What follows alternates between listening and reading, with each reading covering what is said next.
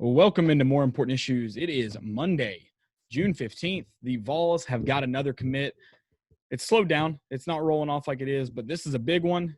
I think, some people were kind of expecting Hudson Wolfe, four-star tight end out of Savannah, Tennessee, kind of expecting that commitment soon. I know he'd been trending towards some other schools, Ohio State in particular. I think they thought in May that he was going to commit soon to Ohio State. Announces the top five. Tennessee's in that mix with Alabama, Ohio State, Ole Miss, Georgia, and Tennessee gets the edge and gets the verbal commit today from a 6'6", 240-pound tight end per Rivals, number one ranked tight end in the country and number one ranked player in the state of Tennessee.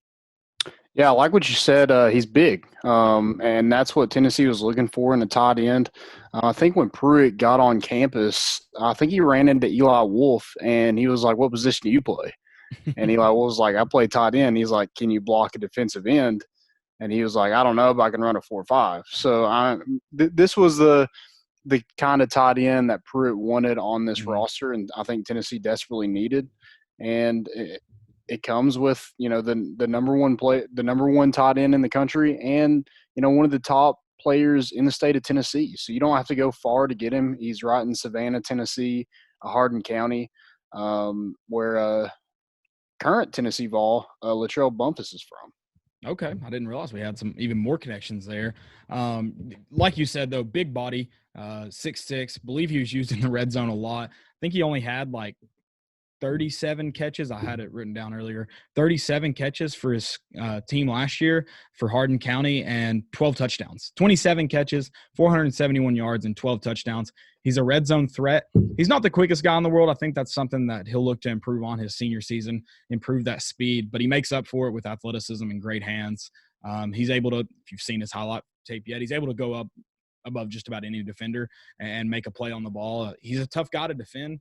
And he seems to be pretty comfortable blocking as well, which, like you said, that's something Pruitt's looking for.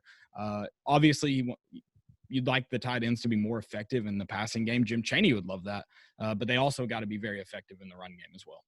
Yeah, I think it's a guy that you can use pretty much any type of offense that you run. Right. If you're going heavy, he's a guy that can stay in there and block. He's a guy you can use as an H-back, a guy you can spread out and be a mismatch in the slot.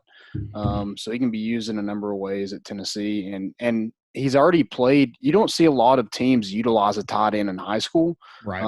Or especially like play a guy at tight end like Hardin County does. And, I think that's just going to help him elevate his game as soon as he gets to Tennessee. He's already played that position in high school for 4 years, and I think that's just going to make him even better. And once he gets here with Jim Chaney, like you said, and a guy that's known to develop that tight end position.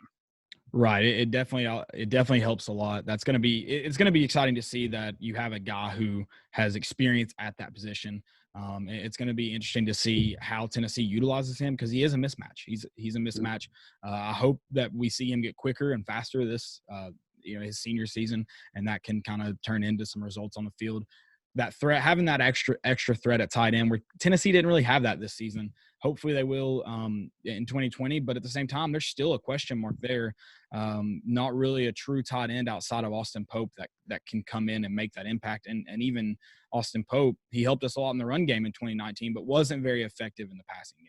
So it'll be interesting to see if Tennessee can find anybody in that 2020 position or at the position in 2020 season, or if you're going to kind of be waiting on Hudson Wolfe. You also have another tight end in this class, though, and that's Miles Campbell, which will be something to look for in the coming weeks if he stays a part of this class.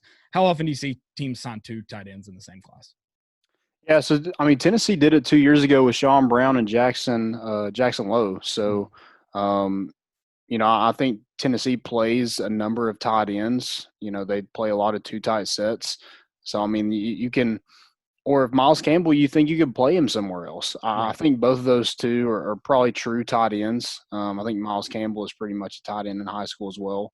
But if you can sell that you can play together, I think that, it's not a bad thing to sign two tight ends, especially at Tennessee when you don't really have a true tight end right now. You're able to sign two and utilize guys in the passing game where you don't have those proven pass catchers right now. So, if you can make plays in the passing game at tight end, you're going to get the ball right now. Absolutely. So hopefully they're able to come in here and produce. And I think, a big reason why Hudson Wolfe chose Tennessee, and he chose them over pretty much everybody in the country. Like you said, Alabama, Ohio State, Georgia, Ole Miss. You're beating out the top teams in the country. Mhm. Playoff teams for Hudson Wolfe. I think a big reason for that is because right before the shutdown, he actually made it to campus and went on a visit.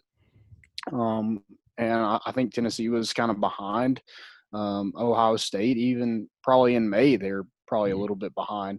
But, that visit I feel like kind of turned them around. And, they just made their way with Joe Ossovet because that was right after Joe Ossovet, got that job. Right, right, and you talked about how kind of started trending toward Tennessee in May.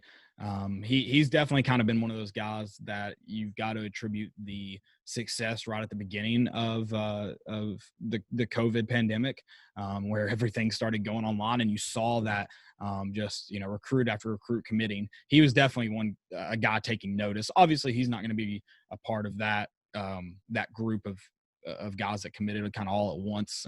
In that there were two sets of guys that committed back to back to back. Yeah. So obviously he's not part of those guys, but he was definitely put on notice as Tennessee jumped in the recruiting rankings and still sitting at number 3. Clemson kind of picked up a few commits to jump to that number 2 spot. But you're going to see some guys decommit from Tennessee here soon. Hopefully, we talked about a couple of guys yesterday on the show, and hopefully it's not those big name guys that have helped bring this class together. But you're definitely going to see some guys here decommitting in the next month. Yeah, and I think with Hudson Wolfe, Tennessee last class, they got that commit from Keyshawn Lawrence in the summer. He was one of those top guys in the state of Tennessee, and that just kind of steamrolled that, in-state recruiting. Mm-hmm. You got that Whitehaven trio. You got the 2 from Briarcrest. You got a ton of guys in state, and the crop in state is not that great then, but there's still some guys like Junior Colson. I'm sure they would like to have another shot at. Dedrick Right. Pennington eliminated Tennessee here recently, but I'm sure they'll still try. Jamarian Gooch, the kid at Kings Academy, not too far away, that committed to Auburn. I'm sure they'll still be in his ear. William Parker is another offensive lineman that they'd like to have a shot at as well. So there's guys in state that I think Tennessee covets. And hopefully having a guy like Hudson Wolfe, one of the best players in the state of Tennessee, can really help them Right. get in with a lot more of these in-state prospects. Absolutely. And obviously, this is a big get for Tennessee as far as the 2021 class goes. As we get closer and closer to the 2020 season, though, a lot of this, if you're talking about success, sustained success, you got to win ball games. I can't imagine a guy like Hudson Wolfe who has offers from, you mentioned, playoff teams. These teams that this year will be in contention for the playoffs. If you don't put together the stuff on the field, this is a guy you could see leave this class. So you got to go and win. You got to go and be competitive against the playoff teams, and maybe sneak a win in there. You get probably 4 chances to beat playoff contenders this year. So take advantage of at least one of those. Perform on the field, compete on the field, and I think you hang on to a lot of these guys. Hudson Wolfe's a guy. If you listen to his interview with Rivals, he wants to be at Tennessee. He wants to. He knows where this program used to be. Where it has been lately and where it should be. And he wants to be at Tennessee, but I can't imagine when you have those offers on the table that you just come because it's your in-state team. Tennessee's got to produce on the field if they want to hang on to Hudson Wolfe, I think. Yeah, absolutely. Absolutely. I don't really have a lot more for Hudson Wolfe, but I do want to mention AJ Artis, officially official. He's the new head strength coach. It's been rumored for a long time. We've kind of talked about it on the show that Right. if it was going to happen, it was going to be AJ Artis. They made that announcement today, so I think that's big. Just to find Craig Fitzgerald's replacement and be a guy that was underneath him to not really have to really change anything. You just put a new face is Right. pretty much all you're doing, and hopefully he's able to keep that train rolling. Absolutely, and just to add a little bit of that, I imagine he's going to have his own kind of twists and turns. But I think what Jeremy Pruitt liked in keeping someone that was on this staff is the continuity. So I don't think too much is going to change. I think what Fitzgerald was able to do here was obviously very effective. Curious to see how AJ Artis, it's going to be his own program now. It's his own chance to kind of do the things he wants to do. But I got to think that when that interview happened, there was some continuity that was going to stay, but between this offseason and the next. And I'm just curious to see what happens. I think it's a great hire. I like that you can hire from within. I think there were several guys that were kind of you thought could get hired from within. So I like that, and it's going to be exciting to see how this strength and conditioning program continues to improve, because it's improved drastically since 2017.